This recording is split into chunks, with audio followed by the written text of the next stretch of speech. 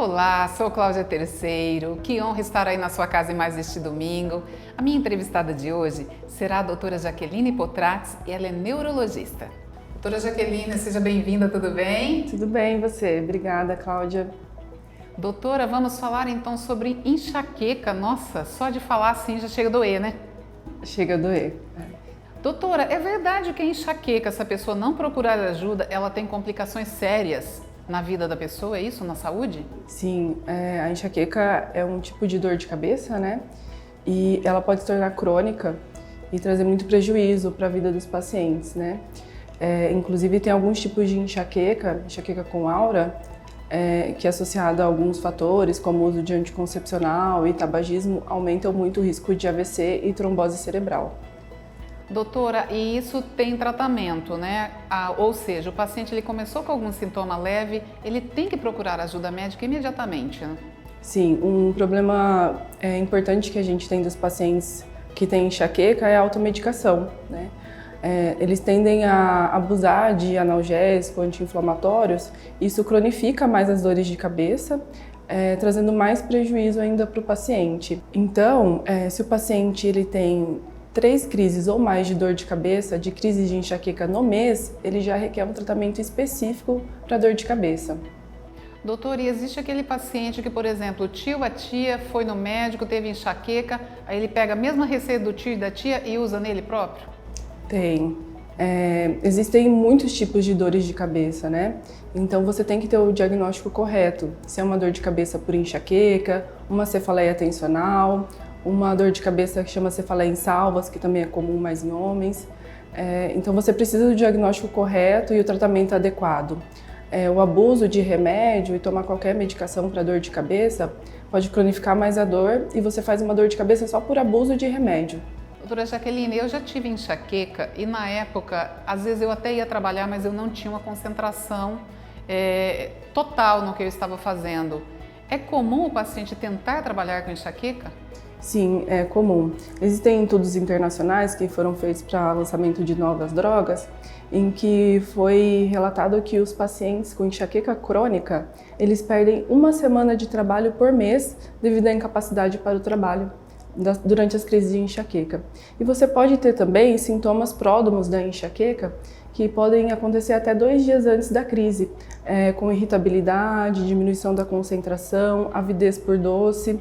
Então, os sintomas podem vir antes e já atrapalhar os pacientes 2 dias antes da crise e depois durante a crise vem a incapacidade. Doutora, eu me recordo que realmente, né, o raciocínio ele fica um pouco mais lento porque você perde um pouco o foco. Por quê? Porque a dor é tanta que você tenta focar, mas você não consegue porque a dor acaba tirando sua atenção. Isso é um relato também dos pacientes, na maioria das vezes, Sim, né? é um relato dos pacientes e também você tem alterações bioquímicas do cérebro, né? A enxaqueca é uma doença que começa numa região do cérebro chamada hipotálamo. Então você tem alterações bioquímicas, liberações de prostaglandinas. Então essas alterações bioquímicas fazem, tem paciente que tem bocejamento, começa a bocejar, tem fadiga, cansaço, irritabilidade antes da crise e durante a crise também, por essas alterações bioquímicas cerebrais. Doutora, e a criança tem também problema de enxaqueca ou isso é mais coisa de adulto? A enxaqueca é mais comum em mulher jovem. Existem 3 mulheres com crises de enxaqueca para cada homem, né? Mas você pode ter enxaqueca na infância também, né? Até porque é uma doença com predisposição hereditária.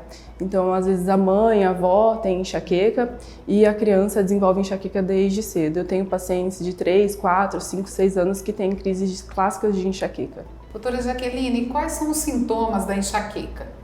O sintoma principal, né, mais conhecido, é a dor de cabeça. Geralmente é uma dor de cabeça de um lado da cabeça ou na região frontal, na região dos olhos, que fica latejando, pulsando. E é associado a outros sintomas, como sensibilidade à luz, a gente chama de fotofobia, sensibilidade a cheiro, osmofobia e sensibilidade ao barulho também, né? Muitos pacientes também têm náusea, vômito e tem um tipo de enxaqueca com aura, que o paciente pode ter alteração visual. São pontos luminosos na visão, ou às vezes uma visão em zigue-zague, como se fosse uma TV quebrada. Isso é a aura visual da enxaqueca.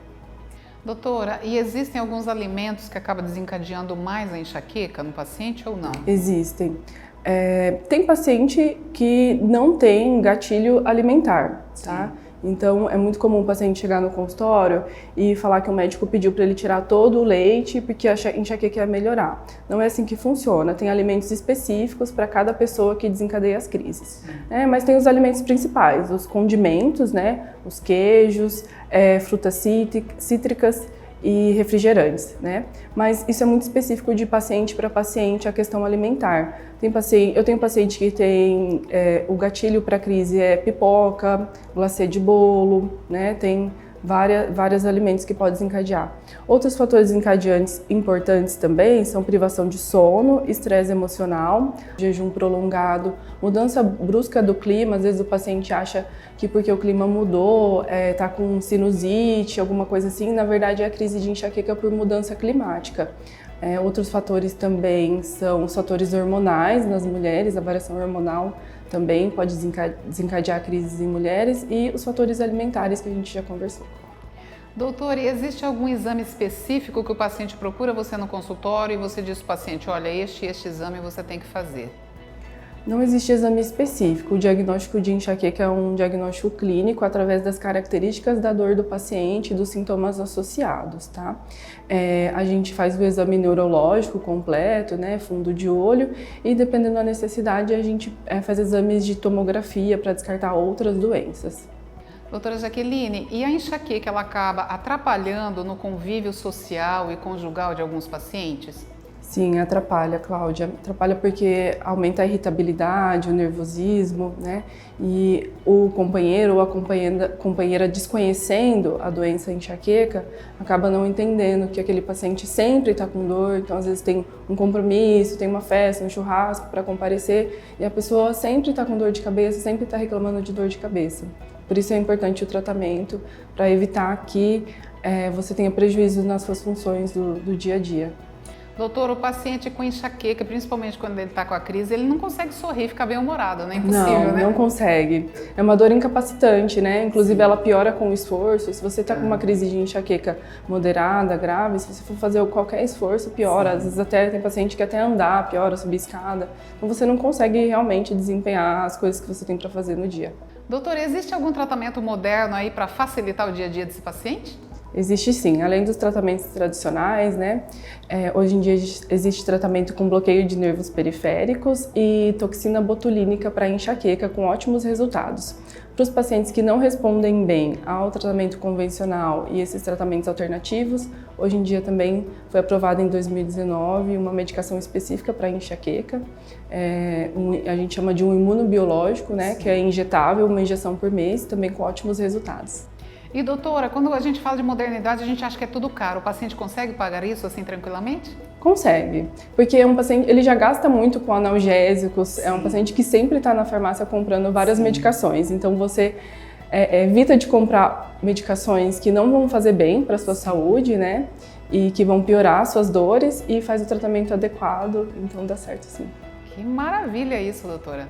Doutora Jaqueline, obrigada. Pena que, né, a gente tem que terminar. Informa aí tuas redes sociais para os pacientes para que eles possam, né, localizar você e fazer uma consulta maravilhosa com você. O meu Instagram é @doutora Jaqueline Potrates e o Facebook doutora Jaqueline Potrates. Muito obrigada, Cláudia. Foi um prazer estar aqui com você. Se identificou com algum desses sintomas, está sofrendo aí, procura ajuda médica, agenda uma consulta com um neurologista e com certeza a sua vida vai ficar assim leve, alegre e você vai produzir. Obrigada pela sua companhia, até o próximo UP, no próximo domingo às 10h30 da manhã.